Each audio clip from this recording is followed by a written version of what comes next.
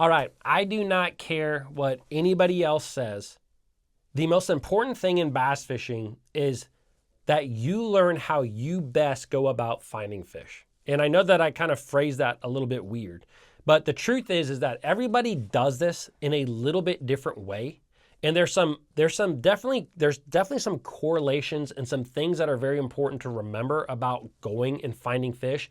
But there's also some things that for you specifically as an angler, if you really learn how you best go about finding them, it can really break down a lot of walls and barriers that we experience when we go out there bass fishing. It can help you to be a more consistent fisherman, it can help you to catch bigger bass. So in this video, I really want to talk about that. I want to talk about how to go about finding fish, how you might best go about finding fish. And I really want to talk about just some mistakes that I have made over the years, because there are times, and there are still things that I do where I make just humongous mistakes.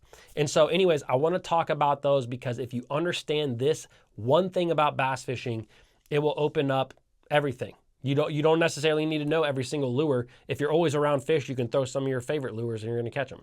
So anyways, we're going to talk about that in this video. Now, before we get into it, I have a couple of really big announcements. Just give me just 1 minute here to talk about them. One, everything right now over at Fin Fishing is 20% off. Duck hats, sun gloves, the sun shirts, the USA made sun shirts, everything is 20% off. This is the new colored sun shirt that you guys actually came up with the name of. Someone said bass grass. A lot of people liked it. I decided to go with that. So bass grass is a new color. I think it's going to be one of the most popular colors. It is on sale over on the website along with everything else. Also, I decided that from here until the end of year, 2025, I'm going to run a big contest over on the website. So basically, for every dollar that you spend, you get an entry into this contest, and you can also sign up for free on the homepage of the website by signing up for the newsletter. You will get an entry that way. But I'm giving away 10 big prizes at the end of the year. I haven't figured out all of the prizes, if I'm 100% honest with you. I know that one of them is going to be an ARC Gravity 5 reel. I know that the other one right now, probably the grand prize, is actually going to be a Humminbird Solix 12 unit.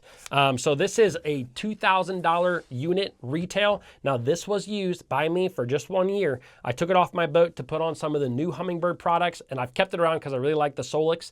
But anyways, it can be yours. And so anyways, I love to do giveaways because I love to give back to the people that support this channel and support the Fin Fishing Company. But anyways, I'm going to leave links down below in the description. I am ramping up things for just the holiday season. So if you're looking to buy for your wives, your uncles, your daughters, whoever it may be, check out Fin Fishing. It really helps support this channel, as you guys know. All right, let's talk a little bit about finding fish. Like I said, to me, this is the most important thing when it comes to fishing. But the thing about it is that also, real quick, sorry that I've not been around for a week. I had some serious sinus congestion, tooth pain, nastiness coming out. You guys, I spared you a lot of nastiness. Let's just say that. And so anyways, I'm feeling decent enough on an antibiotic now to be talking. But anyways, sorry. Let's talk about finding fish, because finding fish, in my opinion, is the most important thing. And I think that a lot of people can agree with that. But the thing that, when I got really into tournament fishing, I've always been so intrigued about how different anglers go about finding fish, because the truth is that everyone does this in a little bit different way, but at the end of the day, the result can be the exact same. And so for me being a tournament angler, the end of the day, all what really matters is who catches the 5 biggest fish. It may take you 7 hours to catch 5 fish, but if they're big ones, then you're good. It may take, you may catch fish all day long, and yet you don't have the heaviest 5 fish. So there's so many different ways that we can go about this. And, I've really enjoyed sports my whole life, and I love this part of fishing because it is the strategic side of fishing. Now, let me be honest with you. There are times where I get this dead wrong. I talked to you guys the other day. I went down to Tennessee. I was around a lot of fish for a day, but I never boated one. right? Like I lost one, never boated one. I was around a bunch, just couldn't figure it out. And so it ended up leading to a really good day. That video will be coming up on Bass Fishing HQ here soon.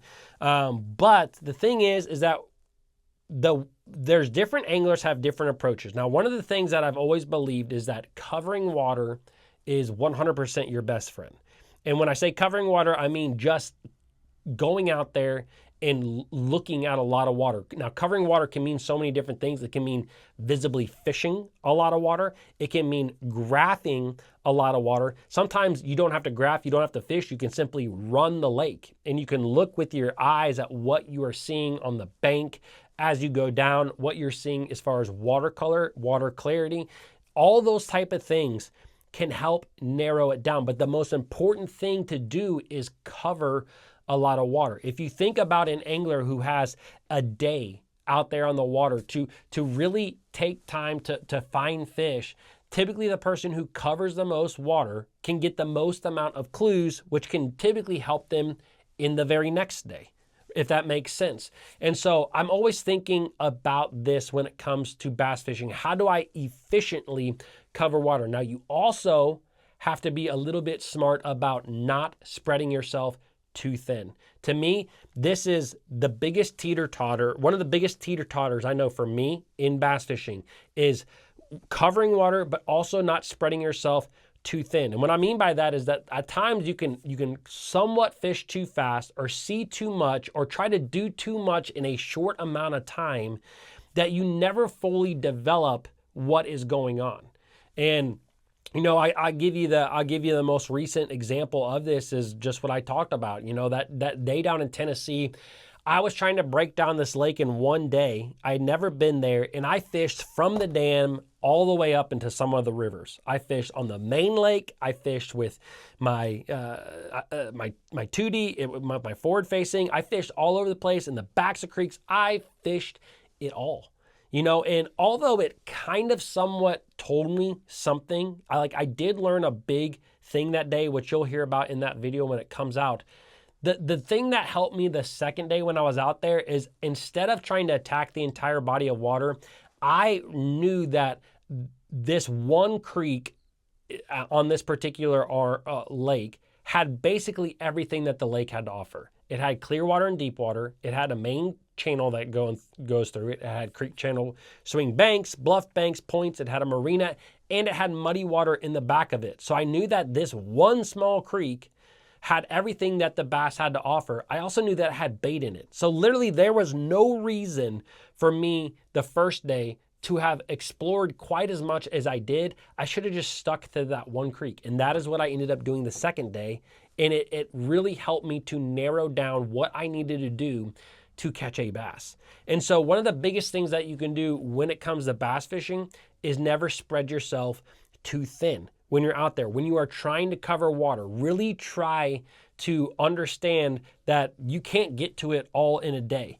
But again, you want to kind of have a pace, because if you're tacking a 100-yard stretch and it takes you an hour to fish that 100-yard stretch, 2 hours to fish that 100-yard stretch, you could be wasting a lot of time if the bass are not on that 100-yard stretch. So the thing about it too is that every angler is a little bit different with the ways that they like to fish. You know, we all know that there's a difference between anglers who really like to use their forward-facing sonar and anglers who might like to use traditional fishermen. But then there's another breakup of guys who are traditional fishermen, but guys who really like to use their electronics with down scan, side scan, things like that, as well as guys who just like to bank fish, be shallow, you know. And so there's a lot of different ways to go about it. And the best thing to do is always to stick to what you see being your strength. You know, and that is where you see guys dominate on the major tournament trails.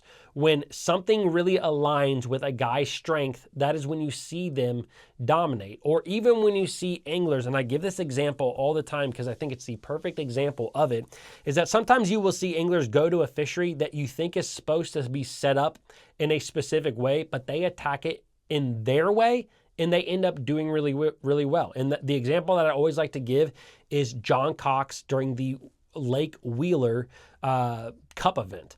The the FOW Cup event. You know, Lake Wheeler in the middle of the summer is known as like an offshore lake. You know, there's some grass on the lake, grass lake, offshore lake.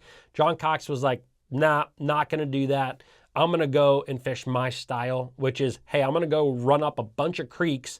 And he ended up finding a couple of stretches where he dominated. He dominated. He won $500,000 doing it his own way. Now, on the flip side, you see guys doing this exact same thing, but in reverse. I will never forget, this was a Bassmaster Open event that I actually fished a number of years ago, but we went there during the spring of the year when a lot of bass were spawning down in Florida. And when the bass are spawning in Florida, you are supposed to be bed fishing, right? That is the way that you are supposed to catch fish. But there was an angler by the name of Jesse Wiggins. You guys know him. He's a Bass Pro Tour angler, a professional angler. He decided to stay offshore, to stick to something that he thought was a strength of his, which was deep cranking offshore cover and structure. And guess what? He won doing that. And again, it was in a time period that you would think, no, not supposed to happen. Like in the spring in Florida, you need to be bed fishing. You need to be flipping and pitching shallow cover. That is what the textbook tells you to do. He did it completely different, found some pre-spawn fish, was able to win that tournament. And so what I'm just trying to say with all this stuff is that there is a best way for you as an angler to find fish. We don't always know it until we go out there and fish a lot, until we fish a whole lot. And it's also about like deciphering all these clues and realizing whether you need to narrow down on something or broaden up on something, right? As an angler, we're always trying to narrow our focus. And I think that most of the time that helps you. You know, not only did I catch a fish on a piece of wood, but I caught him on a piece of wood that was on a creek channel swing bank. Not only was it just a creek channel swing bank, but it was the first creek channel swing bank from the back of the pocket. Not only was it the first creek channel swing bank, but it was the one that had off-color water. And so what you do is you narrow down, you narrow down, you narrow down. And sometimes that can really, really help you, that you can literally look at a map and you could say, this spot should be the deal. You go right there and you catch a fish. And all of a sudden you put together these very narrow-minded, focused patterns at catching fish, and you are 2 steps ahead of everybody else because they think something else is going down and you know exactly what is going down. Now, on the flip side of things, this is why bass fishing is annoying at times. Sometimes you can get too narrow. And I've talked about this even recently. Sometimes it's not necessarily that fish was on a creek channel swing bank in the last part of the pocket on wood in dirty water. It's that fish was simply on wood. And that's the only thing that you need to know, is that it's on wood. So when you're out there fishing, not only do you need to cover water and not spread yourself too thin, but you also need to realize when is time to narrow down something and when is it time to broaden your focus on something once you start getting some clues. And so all of that, you know, I try not to make bass fishing hard, but there's a reason why channels like this exist, is because we're all trying to figure out how we best go about finding fish. And that is it, is focus on your strengths and learn from experience how to break down these bodies of water. You know, and like I said, I'm not perfect at it. I struggle at times. I definitely have times where I land on them and within a short amount of time I'm catching fish. I've had a lot of those days on the water. I've had a lot of the flip side where it takes you 7, 8, 9 hours, a whole day to kind of put a clue together. So guys, I don't know that I confused you more or that I helped you. I hope that I helped you in this video. But anyways, don't forget to check out the fin fishing gear, and I will see you guys tomorrow.